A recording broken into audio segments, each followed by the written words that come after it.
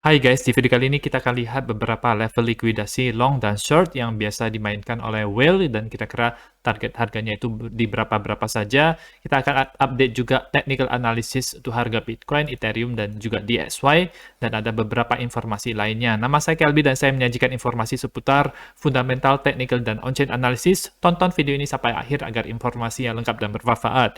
Jangan lupa klik like dan subscribe juga untuk mendukung channel saya. Kita akan ke Bitcoin di time frame 1 hari dulu, di mana ini dia berhasil untuk bertahan di atas garis support ini, garis support yang cukup kuat ini karena dia menopang di Bitcoin ketika dia terjun sampai ke 17.500-an dan juga di 18.500-an. Jadi ini sebenarnya cukup bullish untuk time frame 1 harinya itu, di mana dia tetap harus untuk target bisa ke atasnya itu dia harus menembus di daerah sekitar 23.000 sebenarnya, tetapi kalau close-nya itu dia harus berada di atas 21.600 dan 23.000 itu masih mungkin kalau terjadi untuk dalam 1 minggu atau 2 minggu ini, sangat mungkin kalau misalnya bull-nya itu menang terhadap bear ya teman-teman. Di sini namun kita lihat RSI-nya itu belum menyentuh daerah 50, tetapi kemarin menyentuh daerah 50, kemudian turun dari situ. Kemudian dari sini dia melemah mengikuti harga daripada Bitcoin-nya. Namun ada green dot di sini dengan situasi money flow itu masih merah, jadi belum terlalu terkonfirmasi terlalu bullish ya teman-teman. Jadi kita tetap harus waspada. Untuk MACD masih dalam mengarah ke atas, ada situasi khusus di mana MACD untuk 3 hari ini sudah cross. Jadi terakhir kali terjadi cross itu kalau tidak salah terjadi pump. Jadi pump dari sini, tetapi habis itu langsung turun ya teman-teman. Jadi kalau kita bandingkan dengan yang di sini itu di Oktober 2021 itu dia pump sampai lumayan.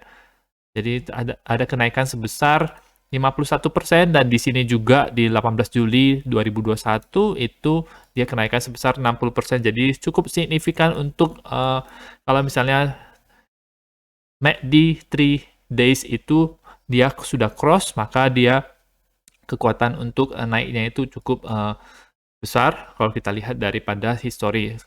Meskipun terakhir kali itu tidak terlalu besar ya teman-teman karena dia dalam posisi sideways seperti ini. Oke.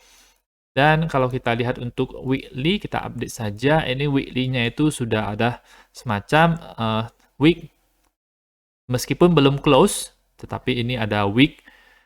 Week di sini menunjukkan bahwa buying pressure-nya itu cukup kuat sehingga dia tidak terlalu rendah ya teman-teman. Meskipun kalau agar lebih kuat lagi dia harus dalam posisi tidak merah atau abu-abu seperti ini, tapi dalam posisi kuning atau hijau ya teman-teman. Jadi berada di atas angka 20.900-an, maka itu akan lebih baik lagi untuk harga Bitcoin. Bitcoin dominance bagaimana? Bitcoin dominance ini kondisinya itu menurun sejak 3 hari terakhir ini, sekarang berada di 70,29%, itu dikarenakan oleh Ethereum per Bitcoin yang itu menguat, dan ini dia sekarang berada di daerah resistance lagi, daerah yang membuat dia selalu turun, tapi kita akan lihat kalau misalnya dia sering dites seperti itu, maka dia akan akhirnya tembus ke atas juga karena sering dites ya teman-teman. Ini bisa saja ini adalah parallel channel, jadi bisa saja seperti ini, bisa juga seperti ini, bisa menjadi bear flag juga, atau alternatif lainnya itu adalah ini adalah ascending triangle yang merupakan pola yang bullish ya. Dari sisi lain kita juga bisa lihat bahwa ini bisa menjadi triple bottom. Kalau misalnya dia break out ke atas daripada neckline ini 0,058, maka dia akan jauh lebih menguntungkan dibandingkan dengan Bitcoin ya teman-teman. Namun dari Bitcoin sendiri harus terkonfirmasi bullish agar Ethereum-nya itu dan altcoin itu bisa pulih, recovery, relief rally, dan mengalami kenaikan yang lebih cepat dibandingkan dengan Bitcoin. Tentu saja bukan berarti alt season akan segera datang karena menurut saya Bitcoin harus terkonfirmasi bullish terlebih dahulu. Dia sudah naik lumayan misalnya ke 40.000, 5.000, 50.000 baru ada kemungkinan untuk alt season yang lumayan itu terjadi ya. Oke, itu menurut pandangan saya. Dari harga angka di XY sendiri ini kalau lihat daily-nya itu dia kemarin ke local top lagi di 109,3 dan sekarang hari ini dia turun. Ada red dot di sini, MACD masih mengarah ke atas dan RSI-nya itu juga masih mengarah ke atas.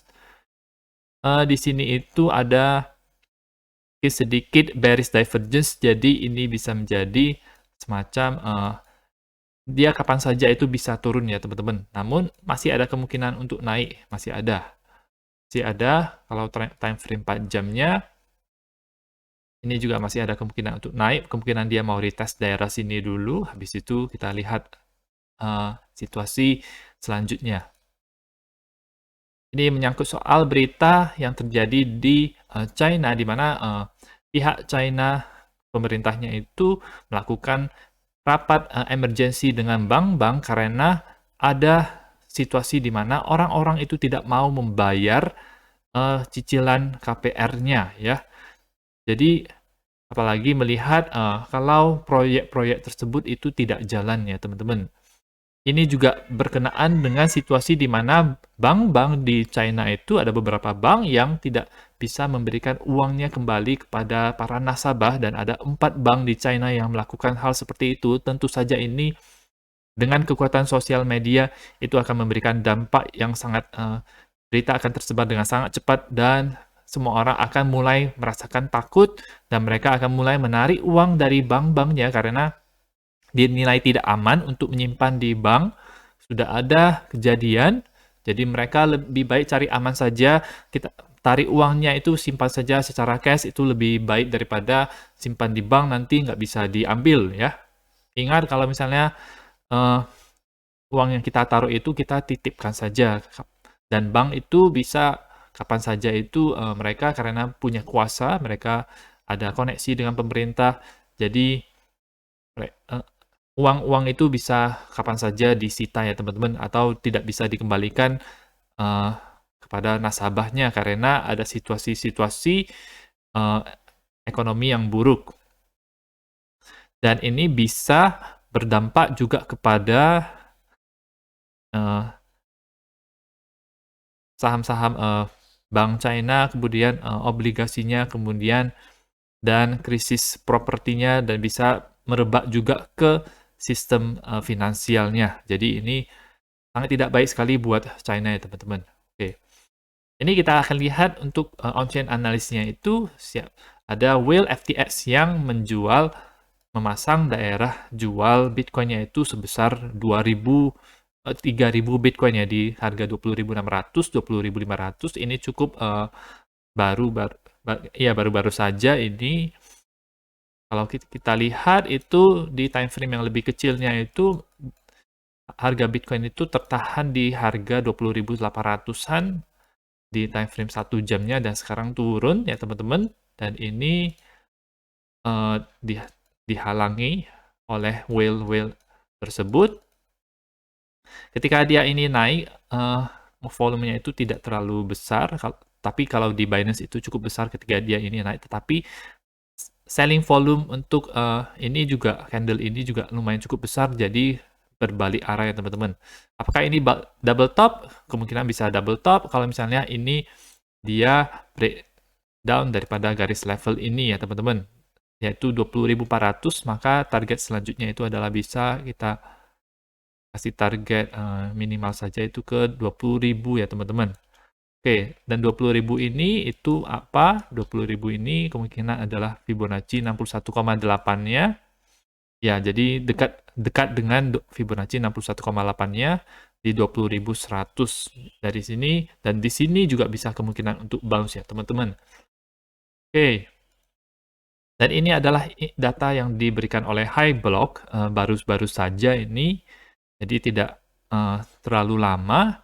Ini merupakan level likuidasi daripada harga Bitcoin, di mana Bitcoin whale itu berusaha untuk bekerja sama dengan exchange untuk melikuidasi trader-trader, karena dari situ mereka bisa mendapatkan uang dengan menggerakkan harga ke daerah-daerah tertentu untuk melikuidasi orang-orang yang long atau nge-short ya.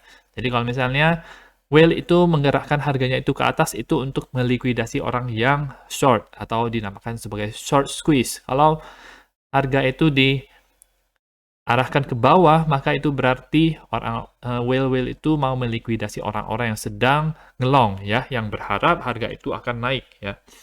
Nah, dari historinya itu kalau kita lihat di sini, ini di sekitar awal Juli itu terjadi ada orang-orang yang ngelong di sini, ngelong di sini, ngelong di sini, dan harga itu pun dibawa ke bawah. Dan orang-orang yang ada yang nge-short di sini, nge-short di sini, nge-short di sini, level likuidasinya, harga pun kemudian tiba-tiba dibawa ke atas. Dan ada orang yang nge-short, kayaknya cukup, saya tidak tahu apa efek daripada warnanya itu, mungkin cukup besar, tapi habis ini langsung dia naik lagi ke sini, dan untuk mengambil daerah ini. Tetapi yang level ini 22.495 itu belum ya teman-teman. Belum, 22.495. Di sini juga ada level likuidasi untuk orang-orang yang nge-short itu di 20.949 itu belum tercapai. Kita lihat saja. Belum tercapai ya teman-teman. Belum tercapai. Jadi bisa saja itu ke 20.949. Dan ada orang-orang yang ngelong juga, itu ada di daerah yang warna biru ini. Jadi ada dua harga yang di mana Bitcoin berpotensi ke daerah tersebut, yaitu 22.500 dan di yang biru ini yaitu 17.686. Di mana ini merupakan leverage deltanya ini dari top trader, di mana kalau misalnya ini naik berarti mungkin harganya itu juga berbanding lurus. Jadi kalau ini naik maka harga juga akan naik. Mungkin seperti itu ya teman-teman. Mungkin seperti itu. Harus saya pelajari lagi lebih dalam. Oke, jadi kesimpulannya ada dua harga yang menjadi level yang cukup penting, itu adalah 17.600-an dan 22.500-an. Di situ ekstrim atas dan ekstrim bawahnya.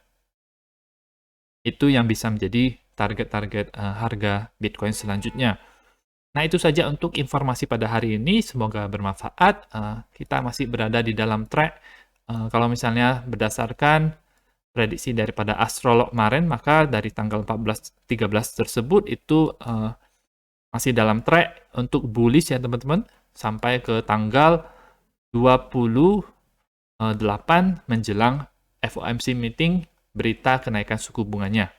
Itu saja untuk informasi pada hari ini, semoga bermanfaat. Tetap dukung channel saya dengan mengklik like dan subscribe, dan nantikan video saya selanjutnya.